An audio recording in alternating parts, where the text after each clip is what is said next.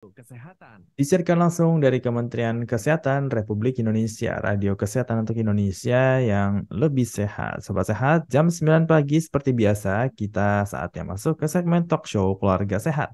Sobat Sehat, kondisi depresi memang bisa terjadi pada siapa saja, termasuk kelompok lanjut usia. Nah, yang memang cukup sering ditemukan dan biasanya dipicu oleh berbagai masalah dalam kehidupan di usia tersebut. Salah satunya adalah masalah kesehatan. Lalu bagaimana cara agar mengetahui bahwa salah satu keluarga kita yang merupakan lansia mengalami depresi? Hari ini dalam rangka memperingati Hari Lanjut Usia Nasional 2023, Talk Show Keluarga Sehat akan membahas lebih lanjut dengan tema Kenali Depresi Terselubung pada Lansia bersama narasumber yang sudah bersama kita yaitu Dr. Ukuh Tri Anjarsari SPKJ dari Rumah Sakit Umum Pemerintah Fatmawati. Selamat pagi Dr. Ukuh. Selamat pagi Mas Audi, selamat pagi semua sobat sehat. Perkenalkan saya Dr. Uku. Hari ini saya akan eh, sharing mungkin ya sesuai nanti topik kita hari ini. Selamat pagi Dr. Ukuh. Bagaimana kabarnya Dok? Alhamdulillah baik. Gimana kabar Mas Audi juga? Alhamdulillah sehat selalu Dok. Dan juga untuk sobat sehat semua, semoga sehat selalu ya dimanapun sobat sehat berada. Baik, Amin. Sobat Sehat, dalam talk show Keluarga Sehat ini seperti biasa, nanti yang mau bertanya langsung kepada Dokter Uku bisa langsung tanya melalui live Instagram.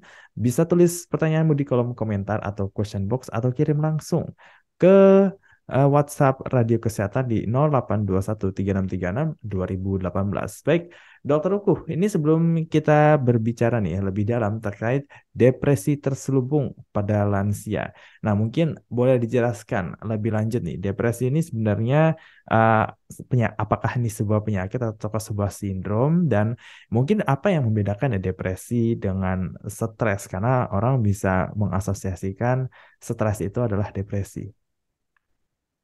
Baik, ini pertanyaan yang bagus ya, Mas Audi untuk mengawali. Jadi kalau ditanyakan apa itu depresi, kalau penjelasannya secara definisi, depresi sendiri adalah salah satu bentuk gangguan jiwa ya. Jadi merupakan suatu diagnosis medis di mana terjadi perubahan suasana perasaan yang menetap dan itu biasanya dominannya sebenarnya kesedihan dan harus memenuhi kriteria waktu yaitu minimal 2 minggu dan juga ada kriteria gejala lainnya. Di antaranya yaitu ada hilang minat. Jadi misalnya seseorang itu sebelumnya menyukai atau punya hobi terhadap suatu, kemudian jadi tidak minat gitu terhadap hal-hal yang tadinya dia sukai, kemudian tidak berenergi, mudah lelah, kemudian juga kurang percaya diri, kemudian adanya perubahan pola makan dan tidur, perasaan bersalah yang berlebihan, dan juga ada beberapa kriteria gejala lainnya. Nah, kapan kondisi ini disebut gangguan? Yaitu ketika kondisi ini mengakibatkan distres dalam kehidupan seseorang. Misalnya sampai mengganggu fungsi seseorang tersebut dalam bekerja, dalam bersosial, hingga dalam mengurus dirinya sendiri. Jadi sampai terjadi hendaya. Nah, bedanya dengan stres apa? Kalau stres itu kan sebenarnya dalam kehidupan kita eh, sering ya, maksudnya biasa untuk kita menemui satu masalah yang kemudian kita hadapi sehari-hari. Misalnya simpel, kita mau berangkat kerja, kemudian ternyata jalur yang mau kita lalui macet, jadi akibatnya jalan kita jadi agak prolong gitu, memanjang. Nah, itu disebut stres. Tapi kalau selama stres itu tidak menimbulkan hendaya atau gangguan dalam fungsi kita sehari-hari, maka itu sangat berbeda dengan kondisi depresi. Nah, depresi yang dibiarkan terus berlanjut dan tidak mendapatkan penanganan itu nantinya dapat menyebabkan terjadinya penurunan kualitas hidup secara bermakna pada orang tersebut dan meningkatkan risiko kematian akibat percobaan mengakhiri hidup atau bunuh diri. Jadi tentu saja depresi ini merupakan kondisi medis yang serius dan perlu mendapatkan penanganan serta pencegahan yang tepat. Baik ya. Jadi depresi ini bisa dikatakan adalah suatu gangguan jiwa dan merupakan masalah medis yang cukup serius dan tidak bisa diabaikan apalagi digampangkan ya karena orang suka bilang jangan stres. Tidak Ya, betul sekali. sebatat ya. Jadi depresi ini merupakan masalah yang cukup serius. Dan depresi ini tadi saya bilang ya, bisa menimpa siapa aja, baik itu anak-anak, remaja, dewasa, termasuk lansia. Nah, kalau depresi pada lansia ini nih seperti apa sih, Dok? Dan beda nggak antara depresi dengan para remaja atau orang-orang dewasa, dewasa muda ya seperti anak-anak zaman now nih yang lagi ngomong soal depresi di media sosial itu sama nggak sih, Dok? Ya, baik. Sebenarnya semua diagnosis depresi itu sebenarnya sama ya. Jadi memang harus ada kriteria diagnosis tertentu yang harus dipenuhi, kemudian kurun waktunya juga ada. Tapi dikatakan memang depresi pada kelompok lanjut usia ini memiliki karakteristik tersendiri yang membedakan dia dengan kelompok usia lainnya. Karena seringkali dikatakan tampilnya itu dengan gejala yang tidak khas atau tidak memenuhi kriteria diagnosis depresi secara klasik. Misalkan tadi yang ada perasaan sedih yang menetap, hilang minat, tidak berenergi. Nah, kalau pada lansia seringkali yang muncul itu berupa gejala somatik atau keluhan yang dominan terhadap fisik. Jadi para lansia ini sering mengeluhkannya itu berupa seperti kayak sakit fisik. Jadi sekilas itu menyerupai penyakit organik medis. Nah, bahkan pada lansia kan memang sering juga ditemukan sudah mulai ada penyakit kronis ya, mungkin karena faktor degeneratif. Nah, hal ini juga yang mengakibatkan depresi pada lanjut usia itu sering tidak terdeteksi dan akibatnya tidak tertangani dengan baik. Dan dari beberapa literatur yang saya baca, bahkan dikatakan kalau episode depresi pada lansia ini, satu episodenya itu bertahan bisa lebih lama dibanding pada kelompok remaja atau dewasa. Dan malah dari faktanya itu ya, dari beberapa kasus yang saya temui ya, kurangnya pengenalan gejala depresi ini ternyata malah banyak diakibatkan oleh stigma yang diberikan oleh pasien itu sendiri ataupun orang terdekatnya. Misalnya merasa malu, segan, atau takut, atau khawatir karena kalau ternyata di hari tuanya malah ternyata mengalami gangguan secara psikis. Padahal kadang mereka punya asumsi sendiri gitu ya bahwa kalau misalnya semakin tua, semakin lanjut usia diharapkan akan semakin wise, semakin malah bisa jadi petunjuk, malah bisa menjadi apa tempat tumpuan gitu. Nah, ini sebenarnya stigma stigma yang diberikan oleh orang itu sendiri terhadap dirinya. Nah, jadi biasanya diagnosis depresi pada kelompok lanjut usia ini kadang lebih sulit diterima ya dibandingkan dengan diagnosis gangguan fisik. Padahal seiring bertambahnya usia, perubahan hidup yang memang signifikan pasti dialami oleh kelompok lanjut usia ini memang akan meningkatkan risiko depresi. Kurang Oke, lebih seperti itu. oke, baik. Ya. Jadi memang agak sedikit berbeda nih, karena kalau orang tua lebih nunjukin gejala-gejala fisik ya. Tapi itu sebenarnya bisa jadi sebenarnya adalah depresi. Jadi seperti itukah dok yang kita sebut yang namanya depresi terselubung pada lansia dok? Mhm. Nah, sebenarnya depresi terselubung ini bukan suatu diagnosis medis ya maksudnya di dalam ilmu kedokteran jiwa, namun merupakan istilah yang dipakai untuk suatu fenomena psikis ketika seseorang itu mengalami depresi dengan gejala yang tidak khas atau tanpa adanya suasana sedih yang menetap atau perubahan suasana yang lain tadi dan cenderung menonjolkan gejala fisik. Jadi kalau misalnya kita bilang depresi ya depresi, tapi kalau misalnya kalau kita katakan depresi terselubung ini merupakan apa ya fenomena psikis tadi. Jadi misalnya para lansia ini seringkali mengeluhkannya itu nyeri tubuh yang menetap, ketegangan otot, atau rasa tidak nyaman di perut sampai berdebar-debar, atau gejala keluhan fisik lainnya dan secara medis itu sebenarnya sudah dilakukan pemeriksaan dan tidak ditemukan adanya gangguan yang signifikan. Jadi memang sudah dilakukan pemeriksaan, sudah dilakukan evaluasi, tapi kok gejalanya itu tidak apa ya tidak sesuai gitu dengan bentuk berat nyeri yang disampaikan dengan hendayanya. Nah, secara umum biasanya seorang yang mengalami depresi terselubung itu bisa tampak baik-baik saja. Jadi bahkan terlihat bahagia dan produktif atau tidak mengeluhkan adanya gangguan secara psikis. Jadi kadang kita lihatnya, oh dia baik-baik aja nih, bisa bisa tetap ngomong cucu, bisa tetap tiap hari mungkin masih bisa dari pagi sampai sore membersihkan rumah dan segala macam. Tapi jangan-jangan sebenarnya di dalamnya sudah mulai kerasa nggak nyaman gitu. Nah, gejala depresi yang terselubung ini semakin lama itu sebenarnya dapat mempengaruhi emosi, kesehatan fisik, dan juga pikiran. Jadi pada awalnya seorang mungkin masih bisa tuh dia mentoleransi rasa tidak nyaman atau gejala awal depresi, namun sebenarnya seiring waktu mulai bisa tuh masa toleransi dia mulai nggak bisa untuk mencapai rasa nyaman lagi, jadi mulai timbul gangguan yang pengaruhi fungsi dia seperti itu. Oke ya. Jadi seperti itu sobat sehat ya, depresi terselubung. Jadi memang nggak kelihatan ya, mungkin juga nggak kelihatan fisik, tapi mungkin dalamnya itu ada sesuatu nih. Nah kalau kayak gitu, gimana caranya kita tahu dok? Maksudnya kayak kadang orang tua sendiri kan nggak bisa mendefinisikan dirinya tuh, oh saya tuh depresi. Nah, berarti kan misalnya butuh bantuan orang sekitarnya nih dok.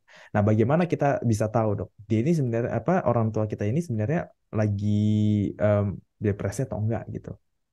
Hmm, baik, memang tidak mudah ya bagi anggota keluarga ataupun orang di sekitar lansia itu yang untuk kita mengetahui bahwa mereka mengalami depresi. Tapi karena kenapa? Karena tadi ya biasanya cenderungnya mereka tuh berusaha keras untuk menyembunyikan gejala dan tanda depresi karena itu tadi ya faktor dari malu, khawatir, cemas gitu. Nah, kalau misalnya ditanya apa yang bisa kita lakukan untuk kita tahu nih atau mendeteksi gitu ya. Sebenarnya halnya sederhana ya, simple gitu, tapi sebenarnya pentingnya itu memperhatikan adanya setiap perubahan perilaku, pikiran ataupun perasaan para lansia di sekitar kita. Jadi simple aja. Mungkin yang tadinya sebelumnya, oh kelihatannya dia tadinya senang keluar rumah, kemudian senang ngobrol dengan tetangga, kemudian mulai kok frekuensi agak berkurang gitu. Kenapa ini gitu? Kemudian ditanyakan, dengarkan keluhan apa yang disampaikan oleh orang tua kita, nenek atau kakek dengan detail gitu. Kemudian coba kita bandingkan dengan kondisi sebelumnya. Apakah sama atau sebenarnya memang mulai tampak adanya perubahan dan penurunan kondisi gitu. Terutama sebenarnya tadi balik lagi karena banyak lansia itu dia itu melaporkan tidak adanya perasaan sedih. Jadi kalau ditanya enggak sedih, karena intinya sebenarnya mereka apa ya untuk memaparkan perasaan sedih yang menetap itu mungkin ada malu atau segan gitu. Nah karena itu kita yang harus peka memang terhadap adanya perubahan kondisi medis, fisik ataupun psikis dan jangan lupa jangan ragu untuk melakukan pemeriksaan terhadap tenaga profesional karena khawatirnya kalau sampai kita melakukan self diagnosis sendiri ya maksudnya meraba-raba atau berasumsi wah jangan-jangan ini cuma karena penuaan aja nih, karena proses sudah semakin tua, jadi mulai makin mengurung diri gitu. Nah, ini akibatkan nantinya malah penundaan diagnosis dan jadi tertanganinya malah juga akan semakin terlambat. Seperti itu. Oke, baik ya. Jadi memang kitanya harus peka ya orang sekitarnya apakah ada perubahan perilaku atau tidak. Mungkin perubahan perilaku yang cukup drastis ya. Mungkin yang tadinya suka ngobrol, terus tahu-tahu jadi diem gitu. Seperti itu ya dok ya. Sebenarnya nggak harus langsung drastis juga ya. Mm. Eh kadang kan kalau misalnya kita udah punya pola-pola perilaku yang biasanya kita lihat kayaknya orangnya memang banyak diam gitu, tapi banyak diam bukan berarti harus sampai menarik diri atau sampai terjadi perubahan pola makan atau perubahan pola tidur seperti itu. Jadi benar-benar yang perubahan sedikit saja sebaiknya sudah mulai kita aware gitu. Ada apa nih gitu kita Mm. tanyakan gitu. Atau malah sudah langsung kita ajak, yuk kita berkonsultasi gitu, kita lakukan pemeriksaan. Syukur-syukur kalau misalnya ternyata ya memang ketahuan sumbernya apa nih, ada masalah apa gitu. Mm-mm. Seperti itu. Oke, baik ya. Jadi ya perubahan sekecil apapun ya, jangan sampai kita lewat nih. Karena siapa tahu orang tua kita ini tengah mengalami depresi yang terselubung. Tapi kenapa bisa terjadi, Dok? Hal seperti ini yang membuat lansia ini bisa mengalami depresi yang terselubung, Dok. Baik. Jadi kalau misalkan ditanyakan penyebab ya, penyebab depresi sendiri sebenarnya sifatnya kompleks ya, yaitu dia terjadi secara biologis, psikologis, dan sosial, dan masing-masing ini sebenarnya memiliki perannya sendiri dan saling berkaitan erat gitu. Ini depresi secara keseluruhan, jadi nggak cuma pada lansia, baik pada remaja maupun dewasa. Nah, kalau secara biologis dikatakan memang secara teori itu ada ketidakseimbangan zat kimia di otak yang kalau pada lansia biasanya faktor resikonya itu bisa karena mungkin sebelumnya memang ada riwayat hipertensi lama, kemudian terjadi resiko penyumbatan pembuluh darah di otak, atau memang ada riwayat stroke sebelumnya, atau misalkan memang ada kerentanan secara faktor genetik, jadi memang ada keturunannya gitu dari atas gitu. Kemudian kalau secara psikologis yaitu bagaimana karakter, temperamen seseorang dan juga kepribadian ataupun pola asuh yang dia terima sejak kecil itu yang kemudian mempengaruhi orang tersebut dalam menghadapi suatu masalah di sekitarnya gitu. Jadi ini juga yang bisa berpengaruh gitu. Dan kemudian secara sosial. Nah, secara sosial itu bagaimana lingkungan sekitar itu memberikan stresor kepada seseorang, kemudian yang mengakibatkan menjadi suatu pemicu untuk terjadinya depresi. Kalau pada lansia biasanya itu paling sering karena keterasingan dari di sekitarnya, biasanya karena mulai kehilangan pasangan, kemudian teman seusia yang mungkin banyak sudah tidak ada atau memasuki masa pensiun, kemudian perpindahan tempat tinggal atau isolasi karena tinggal sendiri. Jadi biasanya kan kalau anak-anak sudah pada mandiri, kemudian menikah, berkeluarga, meninggalkan orang tua, jadi kan orang tuanya tinggal sendiri gitu. Ini kan sebenarnya secara tidak langsung menjadi faktor resiko juga. Nah, kemudian pada lansia juga ada faktor resiko berupa penyakit kronis, misalnya penyakit jantung, ginjal, gangguan pendengaran, diabetes, ataupun stroke. Seperti itu. Oke, baik ya. Jadi itu penyebab umumnya yang terjadi pada lansia saat mengalami depresi yang terselubung. Nah, kalau post power syndrome itu juga salah satu faktor resikonya kah, Dok? Depresi terselubung bagi lansia? Iya, benar. Jadi kalau pada post power syndrome itu kan sebenarnya dikatakan suatu kondisi di mana sebelumnya pada saat kita masa usia produktif ya, masa kerja, kita punya pekerjaan yang bisa sebagai bentuk aktualisasi kita sehari-hari gitu. Di situ kita diakuilah fungsi kita sebagai istilahnya ya manusia, kemampuan kita, skill kita gitu. Nah, kemudian ketika kita memasuki masa pensiun, kemudian di mana rutinitas berubah, kemudian kita tidak lagi menemui lingkungan atau rekan-rekan kerja sekitar yang tadinya ya mengetahui bahwa kita ini keberadaannya itu ada fungsinya gitu ya secara pekerjaan. Nah, itu dapat menjadi suatu pemicu atau faktor risiko terjadinya depresi karena tidak semua orang sebenarnya mampu mempersiapkan peralihan yang tadinya dari masa kita produktif menjadi kurang produktif, kurang lebih seperti itu. Oke, nah kalau faktor lainnya nih dok, seperti yang tadi dokter bilang kehilangan ya, baik kehilangan pasangan, kehilangan rekan kerja atau kehilangan teman ya, sahabat yang udah tua juga ya, sama-sama udah tua, yang dan juga kenaikan berat badan yang signifikan atau penurunan berat badan yang signifikan juga nih, itu bisa jadi tanda depresi dok. Iya, jadi perubahan pola makan, baik itu penurunan atau peningkatan nafsu makan, itu sebenarnya merupakan bagian dari salah satu gejala depresi. Namun dia tidak berdiri sendiri ya. Maksudnya gejala perubahan pola makan ini bagian dari kumpulan semua gejala. Jadi sebenarnya harus ada gejala lainnya yang memenuhi kriteria diagnosis sampai kita bisa bilang kalau seorang itu mengalami depresi. Jadi eh, buat aware itu bisa. Jadi misalkan sebelumnya pola makannya ibu atau eyang ini bagus nih, mau makan apa aja meskipun sedikit tapi mau, tapi kok ini kok mulai dikasih makanan yang dia suka kok, yang beliau suka kok nggak mau gitu. Atau mulai mulai tambah lagi kelihatan makin lama berat badannya makin turun.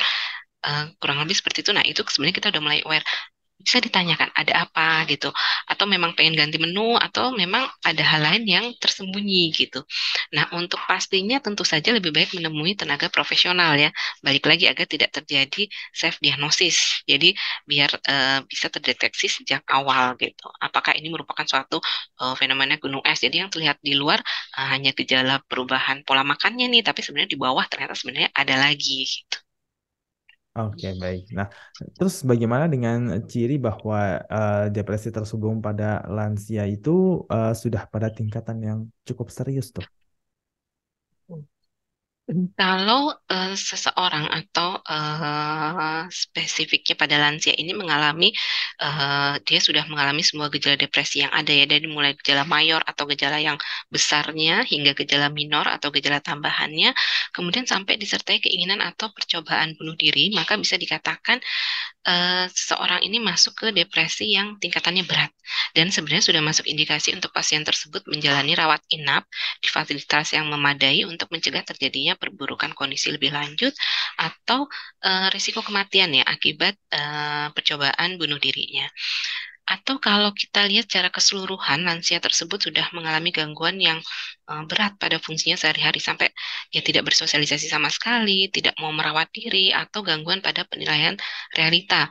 Misalnya mulai terjadi halusinasi. Tuh, nah, kondisi ini juga kita sudah sebut sebagai kondisi yang serius. Nah, ini penanganannya sudah harus di fasilitas yang memadai. Hmm, oke. saat kita nih udah tahu yang namanya kondisi terselubung pada lansia nih sampai menyebabkan depresi.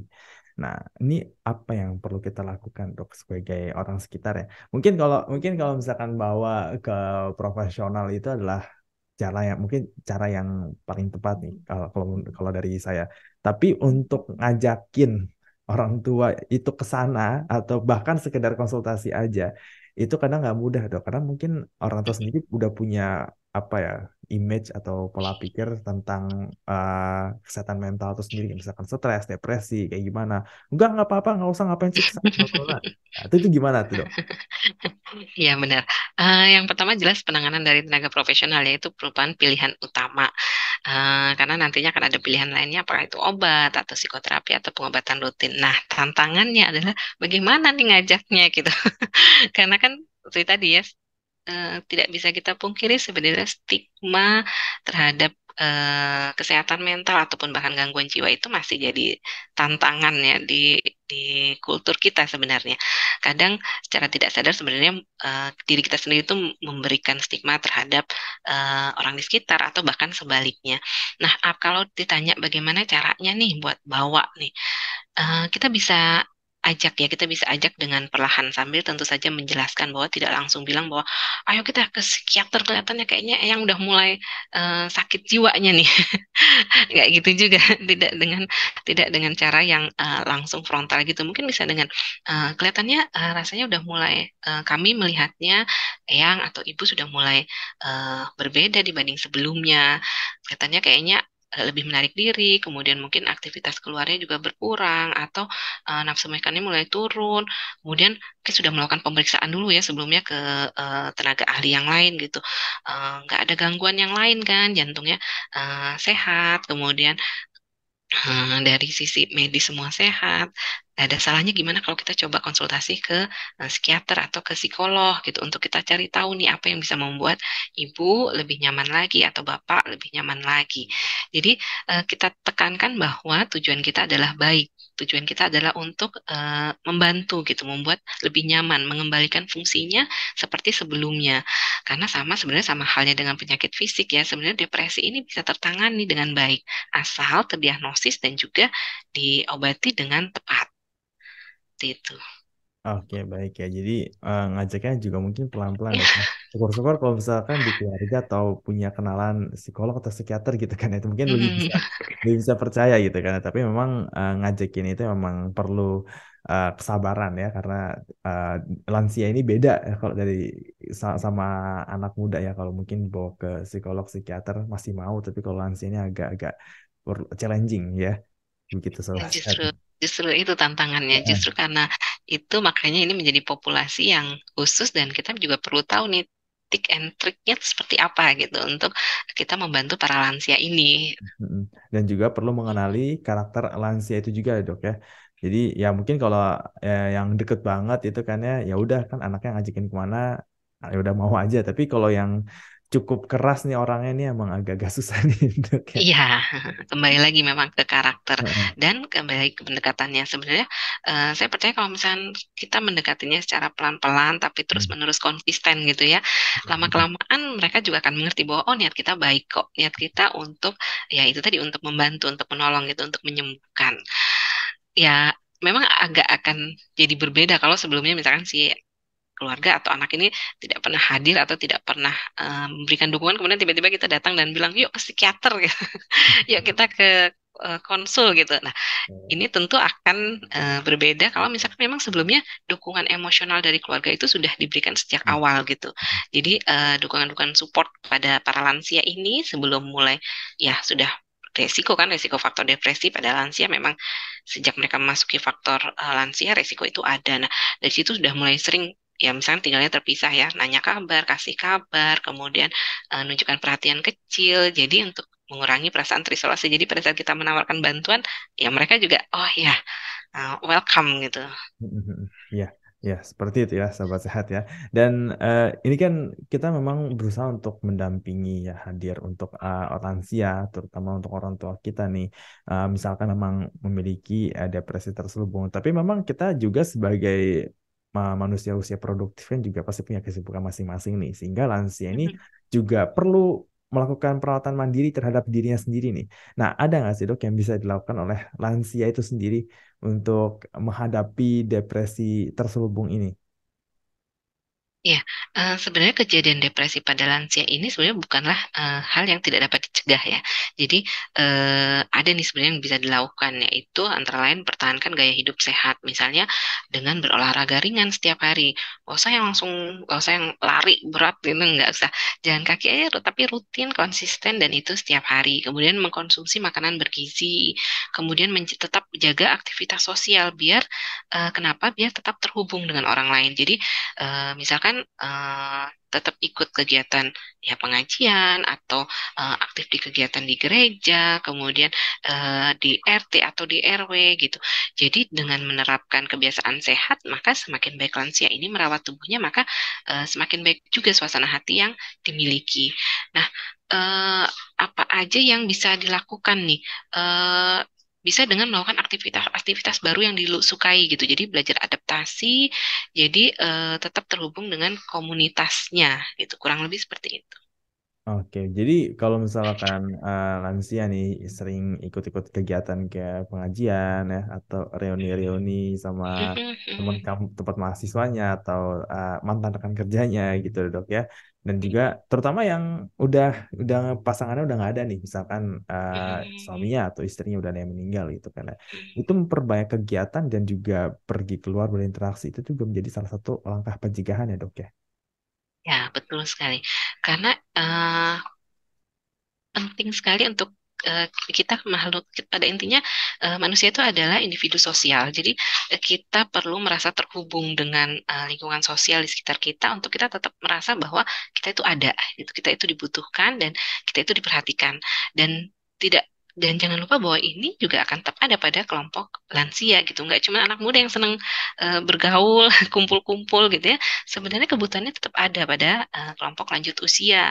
Cuman kadang kitanya yang ya itu tadi ya kita yang merasa bahwa kan udah tua ngapain sih sering-sering keluar, ngapain sering-sering kumpul gitu. Padahal sebenarnya itu merupakan suatu kebutuhan juga, kebutuhan beliau-beliau ini sebagai makhluk sosial. Kurang lebih seperti itu. Ya, apalagi waktu masa COVID kemarin dok ya, ini kan orang tua ini benar-benar dilindungin banget sama anak-anaknya. Jangan keluar, jangan kumpul-kumpul, atau kena COVID dan bla bla bla seperti itu dok ya. Tetap ya orang tua itu lansia itu butuh yang namanya bersosialisasi. Jadi bukan kita aja nih yang butuh healing, nongkrong-nongkrong ya, kumpul-kumpul ya, tapi lansia juga butuh ya dok ya. Iya, itu benar-benar ini ya untuk sobat sehat semuanya pesannya ya bahwa eh, mereka juga butuh gitu untuk keluar untuk sekedar melihat lingkungan yang berbeda gitu ya, bukan yang di rumah. Pada kelompok lansia kan seringkali mereka sudah mulai terjadi keterbatasan fisik ya, baik itu misalkan karena kelambatannya atau misalkan karena ada kondisi sakit fisik yang mengakibatkan mereka jadi tidak bisa aktif bergerak. Nah, sebenarnya ini juga yang bisa dipesankan ya bahwa jangan sampai keterbatasan fisik ini juga menghambati mereka untuk keluar rumah, bersosialisasi gitu. Sebisa mungkin kita bantu, kita fasilitasi. Pengennya apa, mau kemana gitu. Atau sebelumnya tinggalnya daerah mana gitu. Jadi semacam apa ya, mengulang memori yang sebelumnya mereka senangi gitu untuk membangkitkan rasa senang mereka, rasa bahagia mereka, kurang lebih seperti itu. Iya. Atau bisa juga kita nyaranin kegiatan-kegiatan nih untuk para lansia ini, misalnya merawat hewan peliharaan. Senangnya apa? Kucing, anjing, atau burung gitu, untuk bisa terbukti itu mengurangi rasa kesepian. Jadi kalau misalnya rumah tuh sepi kan mungkin pasangannya sudah mulai nggak ada atau anak-anaknya udah punya kesibukan sendiri gitu. Nah, mereka butuh nih untuk yang menemani itu siapa? Atau mulai mempelajari keterampilan baru seperti bisa juga belajar alat musik atau mungkin mulai belajar bahasa asing atau kita tawarkan ya ini tadi salah satunya adalah mendekatkan diri kepada pencipta. Jadi mulai secara religius eh, ke arahnya mana?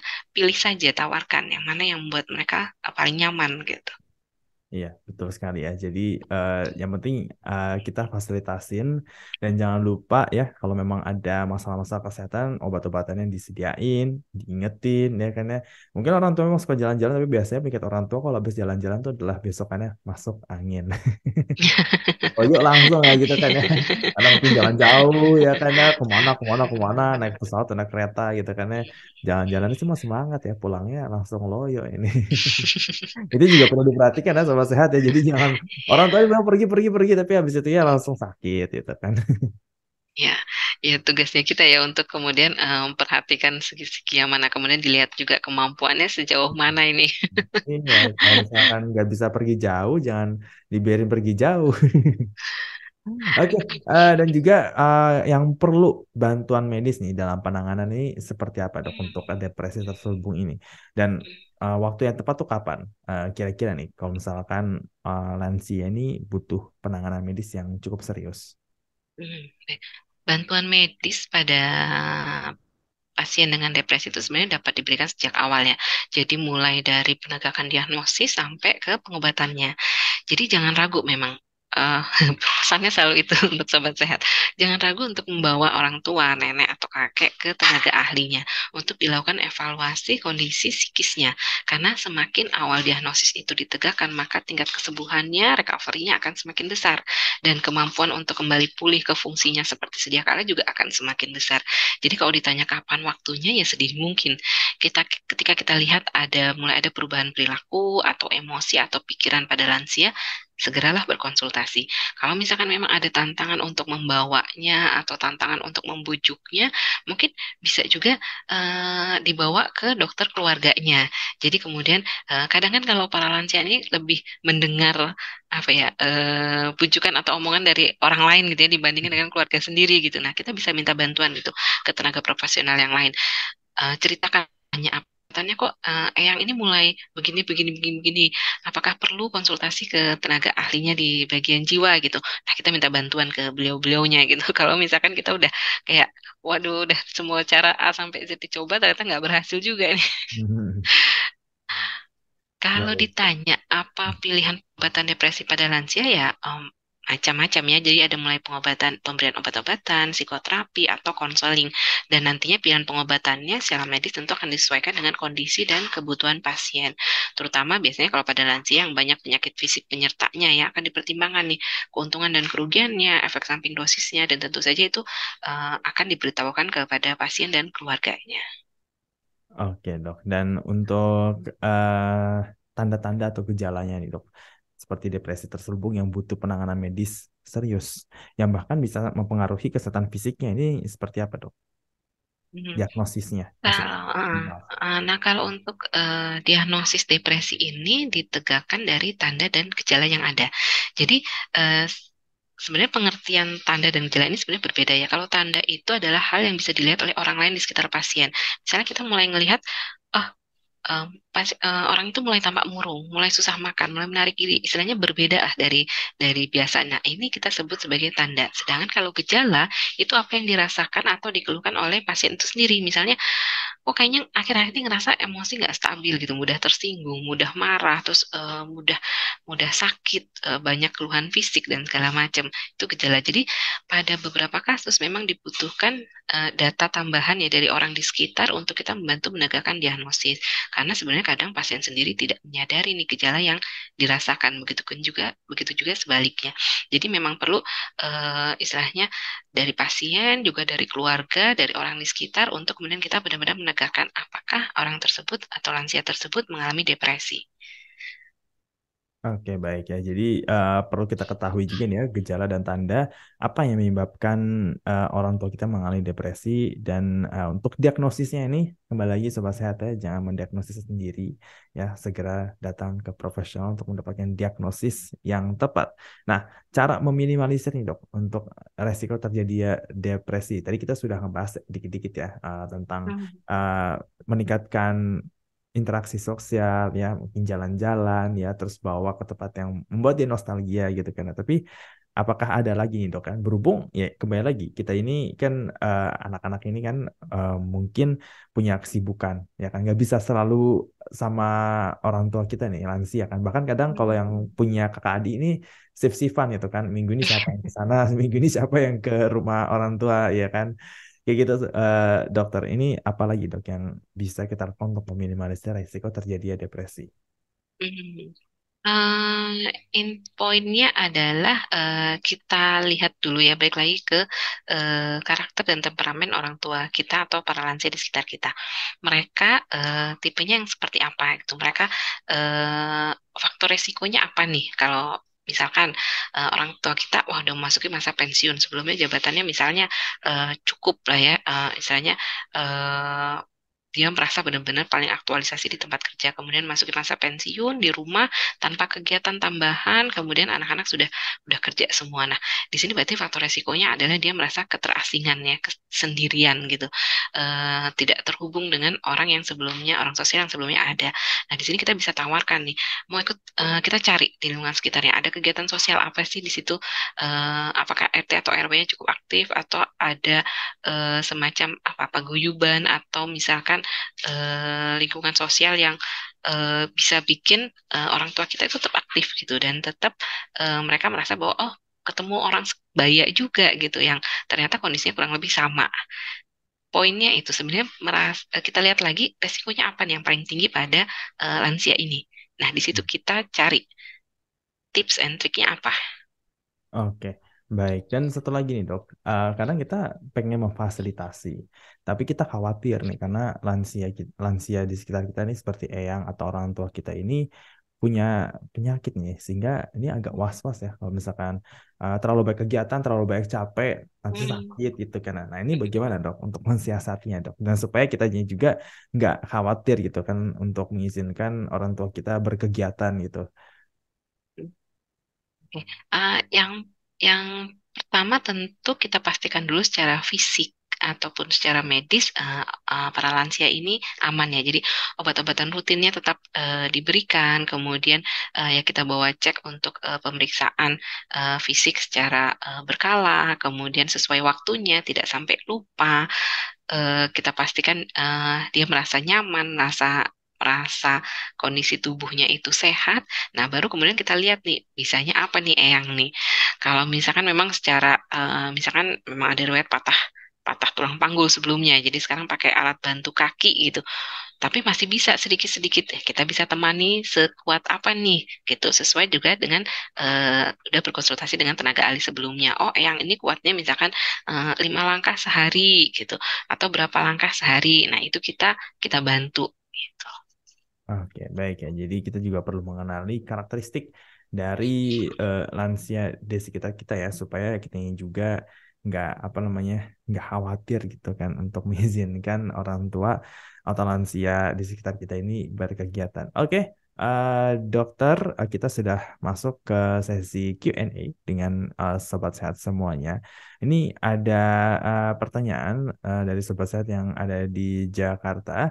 Dokter, tetangga saya ini seorang kakek-kakek usia 65 tahun. Dia mengalami depresi kira-kira udah puluhan tahun, dok. Soalnya itu kakek-kakek pendiam dan gak ada teman cerita. Masalah hidupnya sepertinya berat dan akhirnya dia mengalami depresi berkepanjangan tanpa adanya pengobatan sebelumnya. Jika sekarang dilakukan pengobatan, apakah masih mampu untuk menyembuhkannya, dok? Baik, terima kasih untuk pertanyaannya Sobat Sehat. Jadi, balik lagi ya, kita tidak bisa melakukan self diagnosis. Pertama, kalau misalnya memang kita melihat bahwa atau udah mulai, oh kayaknya berbeda nih, atau perilaku si tetangga ini ya dibandingkan dengan kelompok lansia yang seusianya gitu, bawa ke tenaga profesional untuk kemudian diakses secara profesional juga kondisinya ini masuk ke kondisi yang apa? Apakah memang benar masuk ke depresi, depresi berat, ataukah ada gejala lain tambahannya, atau apakah ada komorbid dengan penyakit yang lain? Kurang lebih seperti itu agar penanganannya bisa tepat. Apakah butuh pengobatan dan pengobatannya itu harus dengan yang awalnya harus intensif, kemudian harus istilahnya targetnya ada, kemudian ataukah kita lihat lagi sebenarnya akar masalahnya apa nih yang bisa kita bantu untuk kemudian kita tangani secara keseluruhan. Itu tadi biologis, psikologis, dan juga sosial. Seperti Ah, itu. Oke, Dokter Uku, terima kasih. Dan pertanyaan selanjutnya ini dari Ulfah yang ada di Medan. Dok, ayah saya berumur kurang lebih 65 tahun, sedang menunjukkan gejala-gejala depresi seperti halusinasi, gangguan kecemasan, takut, dan lain-lain. Sikap atau tindakan seperti apa yang harus kami lakukan dan bagaimana cara kami menyampaikan mengenai kondisi ayah saya tersebut dan ingin diajak untuk berobat ke psikiater? Baik, terima kasih untuk Mbak Ulfa. Jadi ya memang nggak mudah ya untuk kita sebagai keluarga kemudian mengetahui bahwa ternyata ada anggota keluarga kita yang menunjukkan sign atau gejala depresi gitu. Itu sudah suatu hal langkah awal yang bagus sekali ya bahwa eh, sobat saya tahu bahwa kayaknya ayah saya mengalami depresi nih. Nah itu udah satu awalan yang bagus. Kemudian langkah kedua gimana nih cara ngajaknya? Kembali lagi, kita informasikan, kita beritahu pelan-pelan, kita katakan bahwa eh, kita saat ini ingin membantu ayah gitu, bahwa ayah saat ini kelihatannya kecemasannya udah mengganggu nih, udah beda dari biasanya, kemudian udah kelihatannya ayah sendiri kelihatannya nggak nyaman, takutan. Gimana kalau misalkan kita bawa ayah berobat? Kita bawa ayah berobat untuk tujuannya apa? Untuk kita tahu sebenarnya ayah ini ada apa nih ayah? Kenapa nih kondisinya nih? Itu dulu gitu. Jadi tidak langsung kita bilang ayah itu depresi kayaknya udah ada halusinasi. Sekarang kita berobat ya. Enggak. Jadi kita edukasi dulu tujuan kita apa? Maksud kita apa, kemudian harapannya apa, dan inginnya apa nih untuk ayah gitu. Nah, sisanya serahkan pada ahlinya gitu untuk diagnosisnya, untuk kemudian cara memberitahu ke pasien gitu. Jadi tugas kita sebagai keluarga adalah menekankan bahwa kita ingin membantu pasien gitu. Kita ingin yang terbaik, kita ingin penanganan yang tepat. Kurang lebih seperti itu. Oke, terima kasih Dokter Uku atas jawabannya. Baik, Sobat Sehat dan juga Dokter Uku, kita sudah memasuki penghujung talk show Keluarga Sehat. Sebelum kita tutup talk show pada pagi hari ini, boleh Dokter Uku untuk memberikan pesan-pesan sehatnya kepada Sobat Sehat yang Hmm. mendengarkan. Silakan, Dok. Baik, jadi Sobat Sehat, depresi pada lansia ini bukan merupakan bagian dari proses penuaan ya. Ini penting sekali. Jadi kalau kita melihat adanya gejala-gejala atau tanda-tanda dari depresi pada lansia itu bukan merupakan suatu hal yang normal gitu. Dan depresi ini adalah kondisi medis yang nyata dan serius, namun sebenarnya merupakan gangguan yang dapat diobati seperti layaknya penyakit darah tinggi ataupun kencing manis. Jadi jangan ragu untuk berkonsultasi, menanyakan kondisi ke diri sendiri, saudara, orang tua, atau orang di sekitar kita, terutama para lansia untuk akhirnya adalah meningkatkan kualitas hidup yang lebih baik lagi. Dan jangan lupa untuk para lansia selalu menerapkan gaya hidup sehat di keseharian karena sesuai tema Hari Lansia tahun ini yaitu Lansia Sehat Indonesia Bermartabat. Oke, baik. Oh ya, tadi ngomongin soal Hari Lansia Nasional tahun 2023. Nah, ini apa, Dok? Harapan dari dokter sendiri di Hari Lansia ini dan boleh diceritain sedikit nih, Hari Lansia ini sebenarnya terjadi karena ada faktor apa dan tujuannya sebenarnya apa, Dok? Ya, jadi hari lanjut usia nasional kita itu jatuhnya di setiap tanggal 29 Mei ya. Dan ini merupakan suatu apa ya upaya dari pemerintah kita dari negara Indonesia untuk mengapresiasi bagaimana eh, kita juga menghargai peran para lanjut usia ini di Indonesia gitu. Bagaimana kiprahnya mereka sebelumnya, bagaimana mungkin kalau misalnya masih ada yang atau para lansia ini yang dulunya turut serta dalam pertahankan kemerdekaan, mengisi pembangunan dan juga sebenarnya jangan lupa apa yang kita dapat saat ini yang kita rasakan saat ini sebenarnya kurang lebih adalah peran dari para lansia dulunya gitu. Jadi jangan lupa bahwa kita harus mengapresiasi dan juga menghargai mereka. Itu sebenarnya awal mula timbulnya Hari Lansia. Jadi sebagai bentuk apresiasi. Oke, baik. Terima kasih Dokter Uku atas pesan sehat dan juga paparannya mengenai Hari Lansia Nasional 2023. Baik, Sobat Sehat seperti itu untuk mengetahui gejala-gejala depresi pada lansia kita perlu lebih peka terhadap perubahan perilaku, perubahan mood, perubahan emosi, dan lain sebagainya. Dan untuk mengajak orang tua atau lansia berobat ya ke profesional perlu pendekatan yang lebih lebih intim ya, lebih mengenali karakternya dan yang penting-penting adalah sabar ya karena ngajakin orang tua ke profesional itu memang tidak mudah ya sahabat sehat tapi memang perlu sabar demi kebaikan lansia dan terlebih lagi jika lansia itu adalah orang tua kita. Terima kasih Dokter Uku sudah hadir pada pagi hari ini di talk show Keluarga Sehat. Semoga sehat selalu ya Dokter Uku dan selamat menjalankan Amin, aktivitas kembali. amin. Ya, terima kasih banyak Mas Audi. Ya, dan sahabat Sehat-sehat sehat, selalu. ya sehat-sehat selalu Dokter Uku. Sobat sehat, demikian talk show Keluarga Sehat pada pagi hari ini. Semoga informasi yang diberikan dapat bermanfaat untuk sobat sehat semuanya. Akhir kata saya Dokter Uku uh, pamit undur diri dulu. Sampai bertemu lagi di program-program talk show Radio Kesehatan lainnya. Dan saya ucapkan salam sehat.